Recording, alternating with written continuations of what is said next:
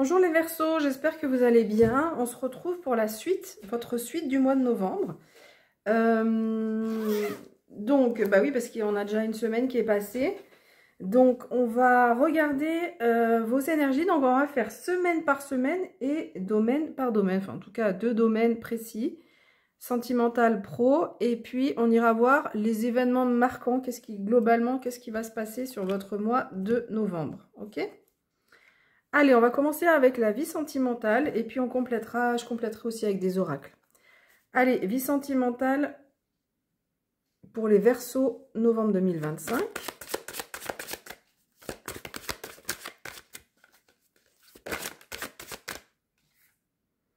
Les amoureux, justement. Bon, on va nous parler d'amour.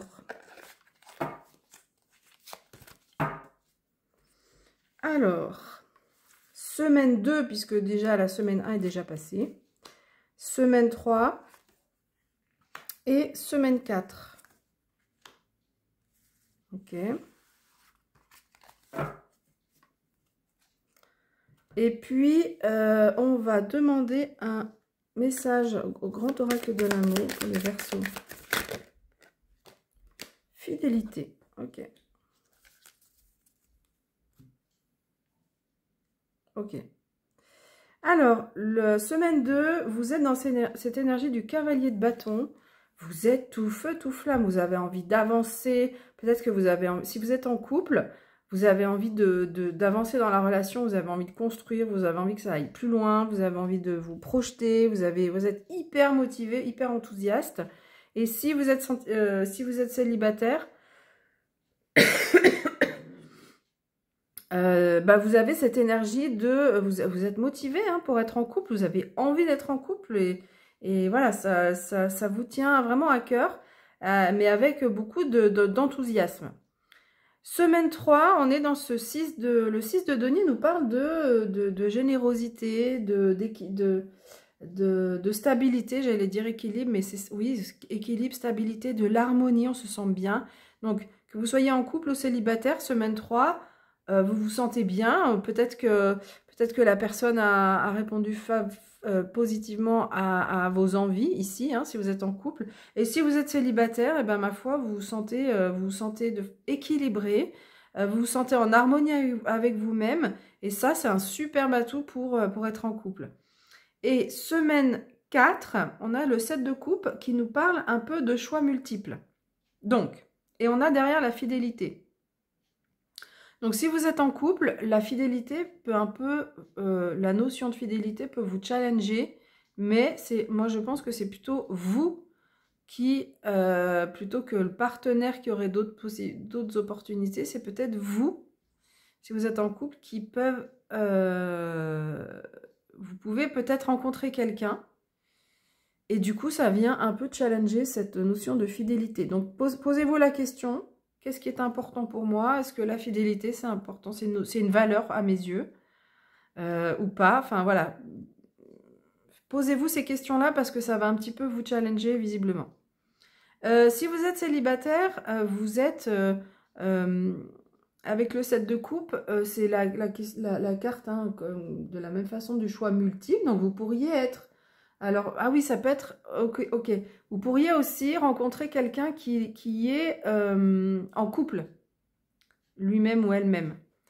Donc, le 7 de coupe, pardon, si vous êtes célibataire et que vous rencontrez quelqu'un, ou même si vous êtes en couple, non, oui, et que vous rencontrez quelqu'un, enfin bref, plutôt si vous êtes célibataire et que vous rencontrez quelqu'un, ça peut être donc la nouvelle personne que vous rencontrez qui n'est pas libre, qui est en couple, et du coup, ça vient questionner la question de fidélité. Est-ce que j'ai envie d'être en couple avec quelqu'un qui a déjà quelqu'un? Est-ce que c'est quelqu'un, du coup, parce que ça peut questionner après pour la suite, c'est-à-dire si cette personne se met en couple avec vous, et que finalement, elle décide de quitter l'autre personne, ouais, mais quand elle sera avec vous, est-ce qu'elle sera fidèle? C'est des choses qui vont vous suivre un petit peu, d'accord? On sent que c'est des questions qui vont un peu perdurer. Donc, voilà, ce sont si vous êtes dans ces situations-là, posez-vous la question de la fidélité, de vos valeurs, de qu'est-ce que vous voulez vraiment par rapport à la fidélité. Alors, on peut être aussi, sinon, si on n'est pas dans le cadre... Bon, je pense que les messages, là, s'adressent vraiment aux personnes qui sont devant cette possibilité-là. Soit en couple et on rencontre quelqu'un, soit célibataire, on rencontre quelqu'un qui est déjà pris. Mais si on s'adresse à des personnes, enfin, globalement, le 7 de coupe peut vouloir dire, si vous n'êtes pas dans ce cas de figure, nous parle de choix multiples, mais ça peut aussi nous parler peut-être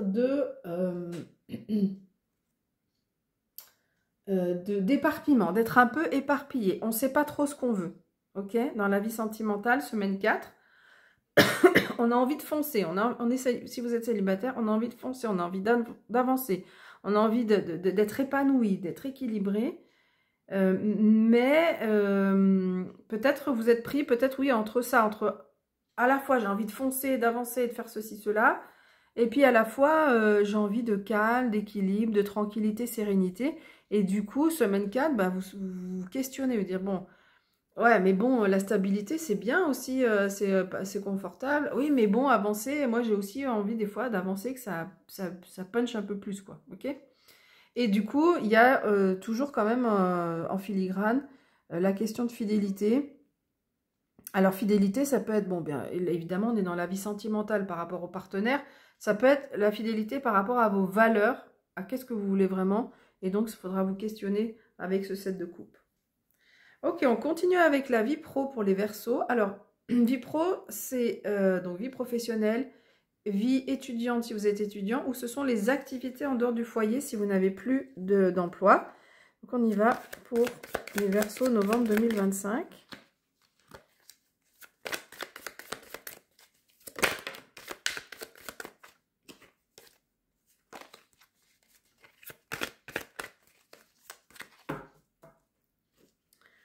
Allez, on continue. Donc on va regarder donc semaine 2.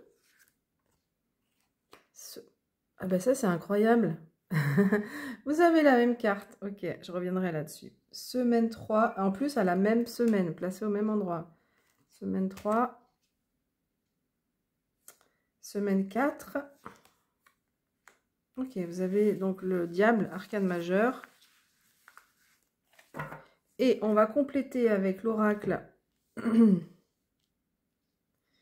de la sagesse.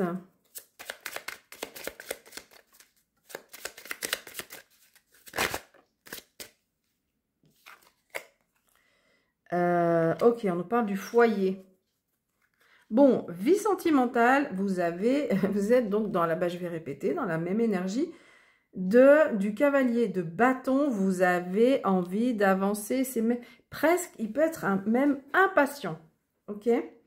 Du coup, avec le diable à côté, faites quand même attention à ça. Oui, vous avez envie de faire des choses. Donc oui, vous avez envie de faire des choses, vous êtes motivé, donc c'est super, hein, parce que c'est une belle énergie pour construire, pour avancer. Mais du coup, si on est trop impatient, et ben du coup, on risque d'être un peu, de négliger les autres, en fait. D'être un peu centré sur soi et de négliger les autres. Ok.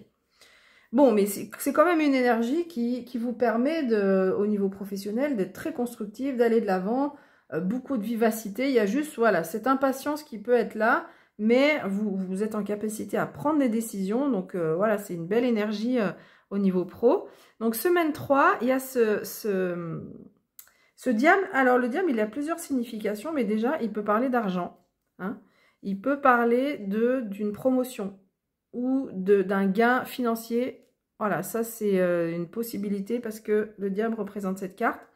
Sinon, si c'est pas ça, semaine 3, dans ce jeu en particulier, on va vous inviter à faire attention à la tentation. Ok, on voit ce diable qui tente avec l'argent, qui tente avec la nourriture. Et du coup, voilà, faites un petit peu attention parce que vous êtes tellement tout feu tout flamme avec ce cavalier de bâton que vous pourriez ne pas voir. Vous avez tellement. En fait, s'il y a quelqu'un en face de vous qui répond à votre attente, eh ben, vous pourriez foncer et vous engouffrer dans la brèche alors que la situation, elle n'est pas très claire. Ok ? Et en fait, on vous fait ces propositions pour vous appâter. Mais derrière, est-ce que ça va se concrétiser? Est-ce que ça va être bien pour vous? Pas forcément, ok? Avec le roi de coupe, je pense que quand même, vous allez réussir à être vigilant par rapport à ça. Donc, semaine 4, vous avez cette énergie du roi de coupe. Alors, les figures nous annoncent pas vraiment des événements, hein, ce sont plutôt vos énergies. Donc, avec le roi de coupe, on vous dit que vous allez quand même être très altruiste et nous parle d'une belle maturité émotionnelle. Donc, je pense que vous allez réussir du coup à faire... Vous voyez, vous avez cette fougue où on vous dit bah, attention quand même aux autres. Mais avec le roi de coupe ici, on voit que vous allez y arriver. Vous allez faire attention aux autres. Vous allez beaucoup penser aux autres. Et du coup, je pense que vous n'allez pas tomber dans le piège de la tentation ici. Parce que vous allez, semaine 4, vous allez, comment dire, prendre conscience de tout ce qui se joue dans la situation professionnelle. Des tenants, des aboutissants. Et du coup, vous allez pouvoir vraiment être en cohérence avec vos valeurs. Et le conseil, c'est, il n'y a pas de meilleur endroit que la maison. Donc, symboliquement, c'est aussi la maison intérieure. Donc, vous aurez besoin de moments de calme et d'introspection. Et c'est pas évident parce qu'avec ce cavalier de bâton ici, on a tellement envie d'être tout feu, tout flamme, d'avancer. Et du coup, c'est un cavalier qui ne se pose pas, lui, il fonce.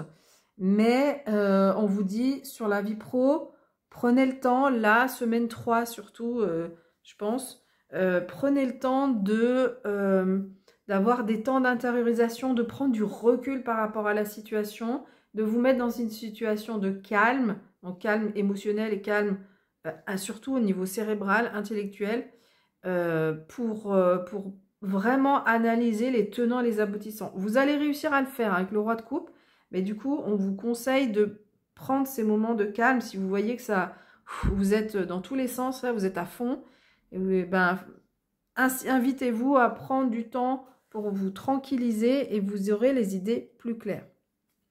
Ok, on continue. Événement marquant.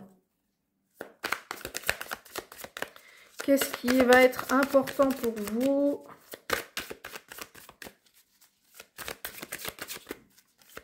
Donc, ça peut recouper les domaines qu'on a déjà dit. Ça va recouper d'autres domaines, évidemment. Hein.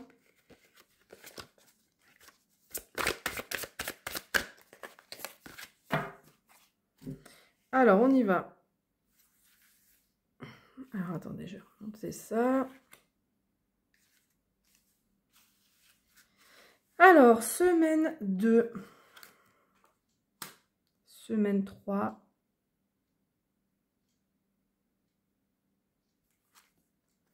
Semaine 4.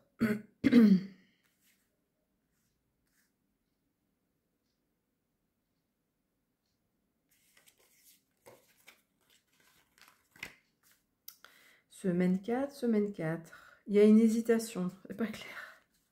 Ok, semaine 4. Ok.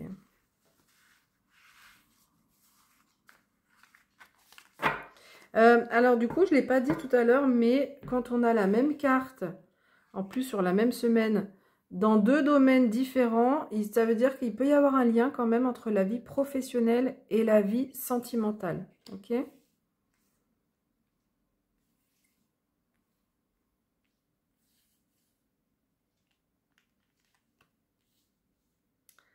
Alors, on a la reine, la princesse d'épée, le 7 de denier et le 10 de bâton. Et on va compléter avec le phénix.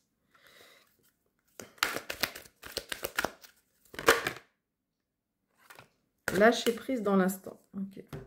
Bon, ça rejoint un peu ce qu'on a dit sur la vie pro. Je pense qu'il y aura un moment donné, il va falloir lâcher prise et faire un petit break. Enfin, faire un break. Prendre du temps pour soi, pour s'intérioriser et comprendre les tenants, les aboutissants. Ok ? Donc, semaine 3, en novembre, vous êtes avec cette énergie de la princesse d'épée.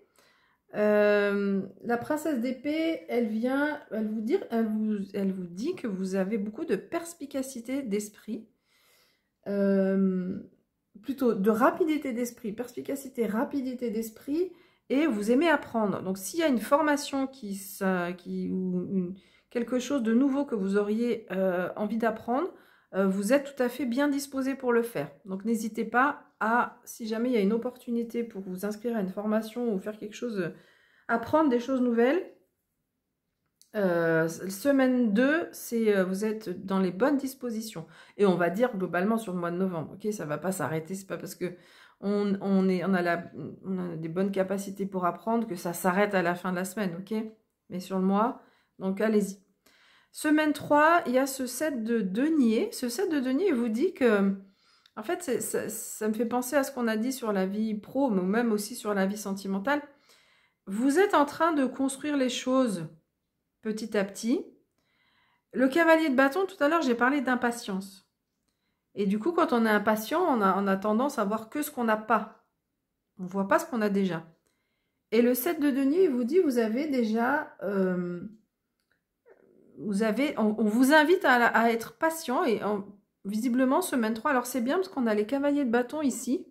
Semaine 2, où on est tout feu, tout flamme.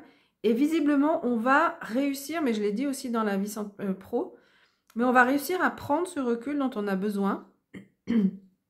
Et ici, on vient vous dire que vous avez... que les choses sont en train de progresser. Alors oui, ça n'avance pas vite. Oui, c'est lent. Oui, il va falloir faire encore preuve de patience. Et peut-être vous en prenez conscience. Vous prenez conscience que, voilà, vous avez envie de faire plein de choses, mais que les choses n'évoluent pas aussi vite que vous voulez, mais que quand même, ça évolue. OK ? Et semaine 4, là, il y a un fardeau. Vous vous allégez d'un fardeau avec le phénix, là, qui reprend son envol. Il y a semaine 4, il y a quelque chose qui vous pèse. Voilà, vous en avez marre. C'est vraiment le fardeau. On en a trop de responsabilités, trop. On en a marre. Et donc, c'est là où, voilà, vraiment, le conseil de lâcher prise va être important, peut-être, parce que des fois, quand il y a quelque chose qui nous pèse, on s'accroche à quelque chose qui ne doit plus être, donc qu'il faut lâcher. Donc ça peut être dans la vie sentimentale, hein. Mais ça peut être donc dans autre chose. On s'accroche en fait à quelque chose, mais en fait la vie, elle est en train de vous dire, mais ça, il faut le lâcher pour vous alléger, pour être dans, comme ce phénix, voler avec beaucoup plus de légèreté. Mais pour le faire, il va falloir lâcher prise. Alors, lâcher prise avec vos idées, lâcher prise avec... Alors, évidemment, lâche pas prise avec nos valeurs. Hein. Les valeurs, c'est hyper important. Justement, ça peut être ça. Ça peut être se dire, je lâche cette situation parce qu'elle ne correspond plus à mes valeurs. D'accord? Mais pour vous libérer de ce fardeau, il va falloir avoir un temps où on lâche prise. Donc, ça peut être soit au niveau du mental, hein, votre propre mental, soit au niveau d'une situation. Mais ce lâcher prise va vous permettre de vous libérer de ce fardeau, en fait. Voilà, j'ai fini avec votre tirage. Je vous remercie beaucoup pour votre écoute. N'hésitez pas à me dire en commentaire si ça résonne avec votre vécu. Merci encore pour m'écouter et je vous dis à bientôt. Bye bye.